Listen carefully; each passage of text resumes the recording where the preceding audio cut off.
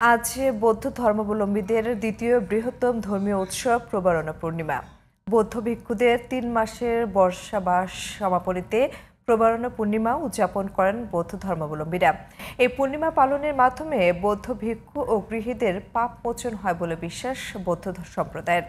এছাড়া এই দিনে সনাতন ধর্মাবলম্বীরা উদযাপন করবেন লক্ষ্মী পূজা। বান্দরবানের প্রতিনিধি মোহাম্মদ ইশাকের রিপোর্ট, জানাচ্ছেন ফরিদুর রহমান।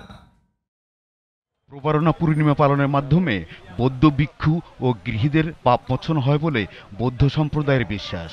এই দিনে বুদ্ধ পূজা, সংঘদান, পিণ্ডদান, অষ্টপরিষ্কার দান, পঞ্চশীল প্রার্থনা, শীল গ্রহণ, প্রদীপ পূজা, ফানুস উড়ানোর মতো নানা আচার পালন করা হয়।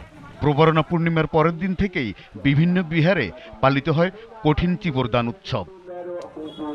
প্রবারণা পূর্ণিমা ও কঠিন চিবরদান উপলক্ষে শনিবার বাণী দিয়েছেন প্রধান উপদেষ্টা অধ্যাপক মোহাম্মদ ইউনূস। বাংলাদেশ সহ বিশ্বের সব বৌদ্ধ ধর্মাবলম্বীদের আন্তরিক শুভেচ্ছা জানিয়ে তিনি বলেছেন, বিশ্বে বিরাজমান অস্থিতিশীল অবস্থা দূরীকরণ ও বিশ্ব শান্তি প্রতিষ্ঠায় বুদ্ধির শিক্ষা গুরুত্বপূর্ণ ভূমিকা পালন করতে পারে। প্রতি বছরেই প্রবারণাকে কেন্দ্র করে পাহাড়ি পল্লীগুলিতে চলে উৎসব।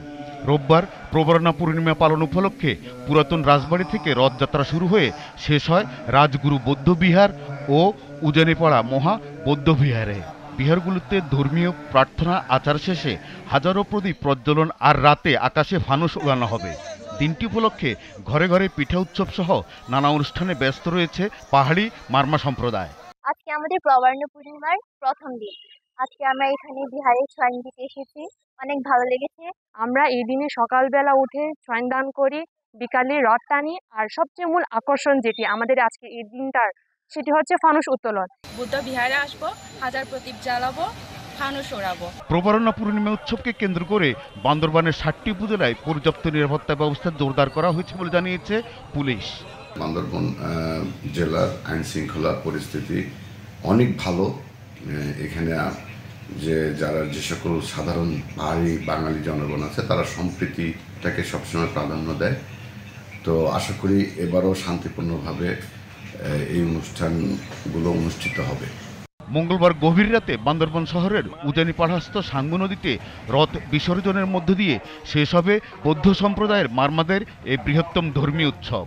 এদিকে হিন্দু সম্প্রদায়ের অন্যতম পূজা ধন সম্পদের দেবী লক্ষ্মী পূজা আজ।